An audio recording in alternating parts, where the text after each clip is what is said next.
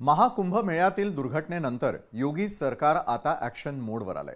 प्रयागराजमध्ये सर्व वाहनांना प्रवेश बंदी करण्यात आलेली असून सर्व व्हीआयपी पास देखील रद्द करण्यात आलेत। मौनी अमावस्येच्या चेंगराचेंगरीतून धडा घेत सरकारने आता ठोस पावलं उचलल्याचं पाहायला मिळतंय। महाकुंभमेळा परिसरातील व्यवस्थेमध्ये अनेक बदल करण्यात आलेले आहेत। सरकारने महाकुंभमेळा परिसरातील रस्ते वन वे केलेले आहेत। आता स्नान केल्यानंतर भाविकांना दुसऱ्या मार्गाने परत पाठवण्यात येईल। यासोबतच प्रयागराजला येणाऱ्या 8 प्रमुख सीमा बंद करण्यात आलेल्या असून गर्दी नियंत्रणात येण्यास मदत होईल अशी अपेक्षा वर्तवली जाते।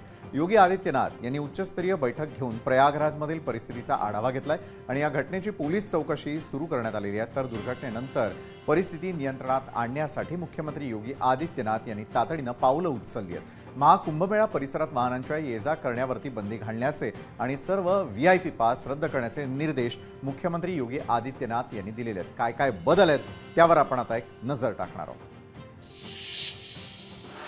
तर योगी सरकार सध्या ॲक्शन मोडमध्ये आलेलं आहे। त्याला कारण आहे ते म्हणजे प्रयागराजला येणाऱ्या 8 प्रमुख सीमा बंद करण्याचा एक महत्त्वपूर्ण निर्णय त्यांनी घेतलेला आहे।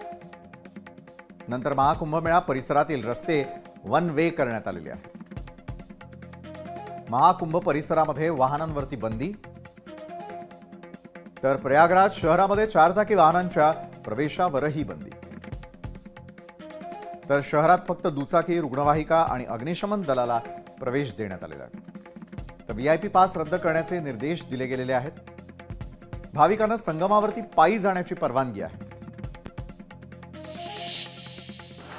तर योगी सरकार ॲक्शन मोडमध्ये आल्यानंतर काही महत्त्वपूर्ण निर्णय घेण्यात आलेले होते।